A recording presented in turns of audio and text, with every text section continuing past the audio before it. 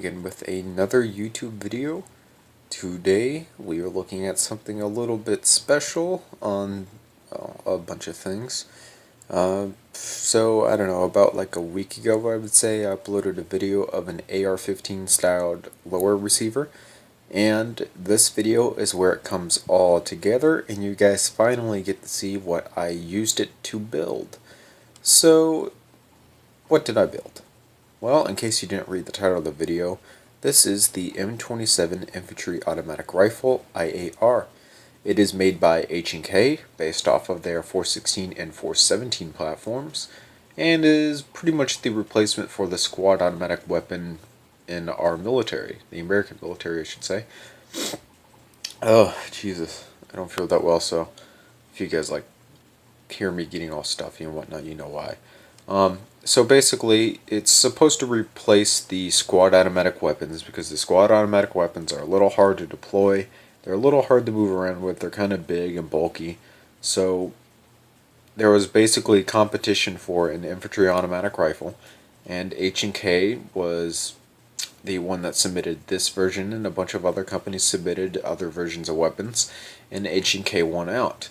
So this is what the winning product was. So as you can see, it's a fairly long gun. It's got a heavier barrel inside of it, and then a kind of longer tactical rail on it, with a just a typical crane stock of the HK416 fashion, which is a little bit different than normal M4 stocks, but whatever. And it shoots the 5.56x45 standard NATO cartridge, intermediate cartridge, and it's a decently controllable gun, and it's probably one of my favorites in the Battlefield series. So let's start with the review on this weapon, starting with the crane stock. So this is kind of a different stock from what I'm used to making. As you can see, it's got the oversized kind of butt pad on it, very large butt pad. It's got this little hole right here for what I assume to be a sling mount, but I'm not entirely sure. And the side and top is made out of these curved pieces, so it kind of fits your cheek better.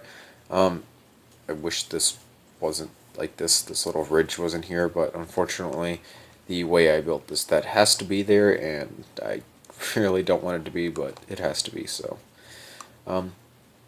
this piece here, which is your adjuster for your stock, you squeeze down on it, and this little pin right here comes out of the buffer tube, and you can move your stock out of 6 positions.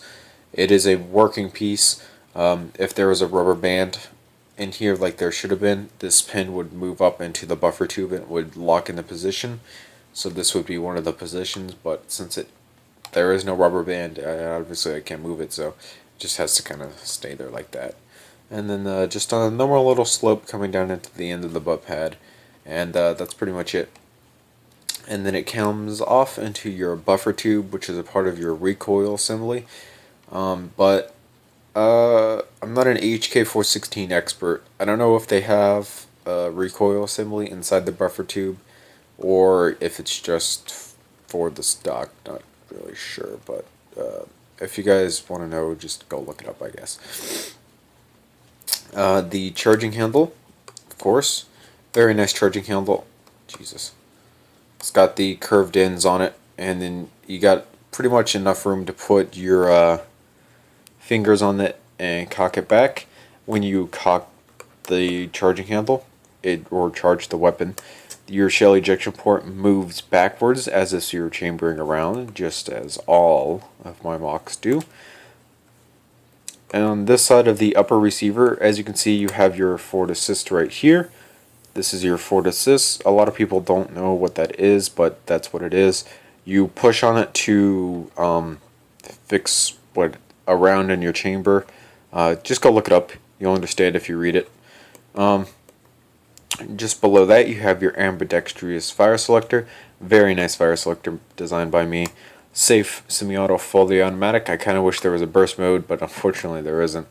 And then your dust cover. Pretty standard on almost all AR kind of 15 upper receivers. Of course, there's going to be a dust cover. This dust cover does work. It does flip over the shell ejection port. I'm not going to show you that though, because I'm pretty sure most of you could notice that. This little kind of semicircle sitting out here, there's supposed to be a pin kind of right about here that holds your upper receiver to your lower receiver. I couldn't get that on there with Legos, so I just kind of left it out. And then the lower receiver, which is again one of the strongest ones that I've ever made, and has this very nice curve coming off of it into your pistol grip. And the pistol grip again is held on with only 8 studs, and it kind of disappoints me, but it does look very nice at the same time. Your working trigger, rubber band accessible, your 40 round magazine, 41 including the round in the chamber. And I did this magazine a little different than what I usually do, so let me just disappear or make a few blocks go kind of different. So as you can see, this is the top of the magazine, and there's actually a kind of almost a simulated bullet in it. So kind of something new that I decided to do, and it looked pretty well too, and it fit up there, so why not?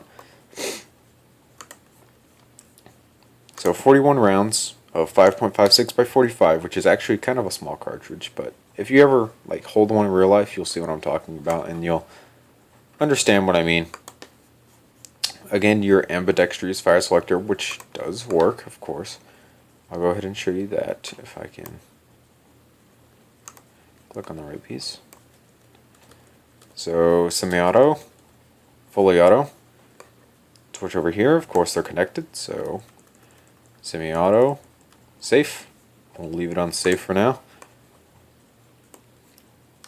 You have your working bolt catch. It doesn't catch your bolt when you charge it back, but this piece does move in and out as if you were, you know, releasing your bolt after reloading. So let's say you you just play around with your MOC and you go through your first magazine and you reload. Instead of having to charge the weapon again, you could just obviously tap your bolt catch and then you're good to go, which is what happens in the game.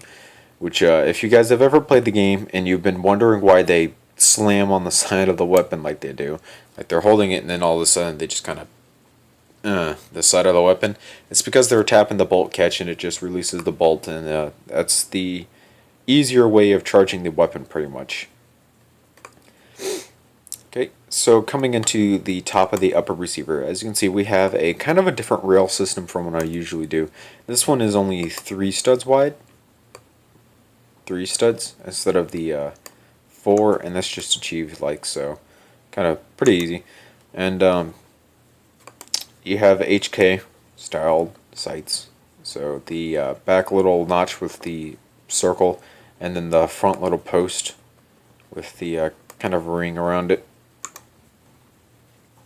Pretty easy sights to make, and kind of a fun sight to make. They were a little challenging because they're just sights in general, and they're supposed to be kind of really thin, and the curves on them are interesting, but they were pretty easy to make. So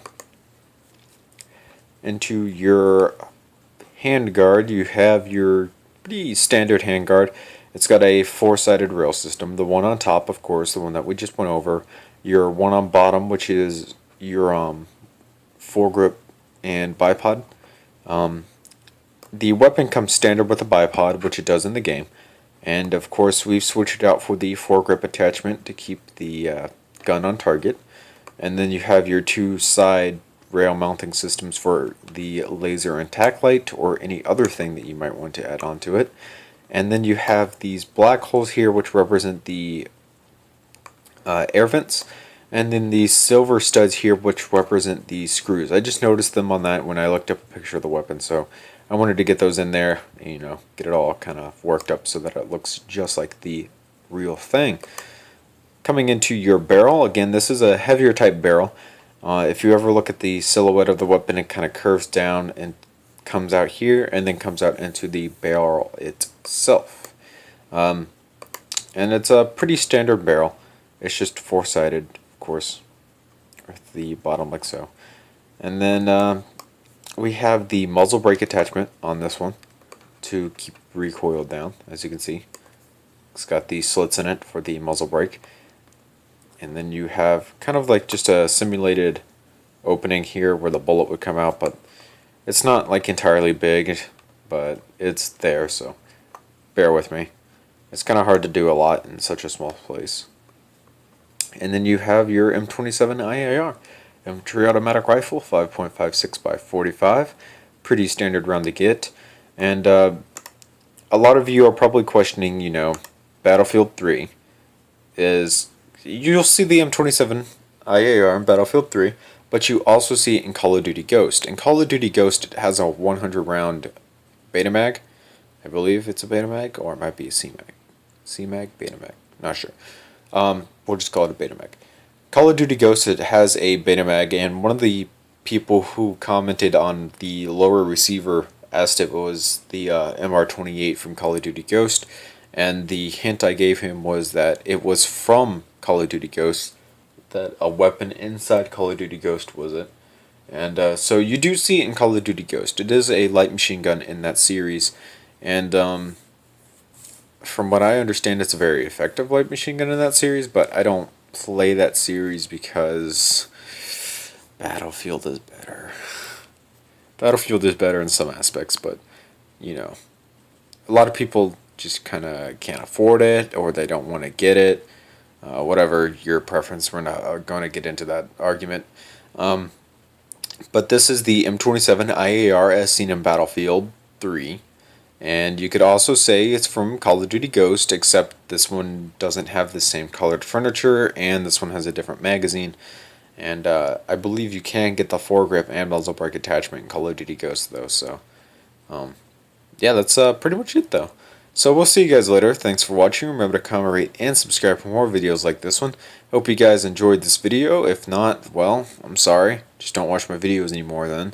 We'll see you guys later. Thanks for watching.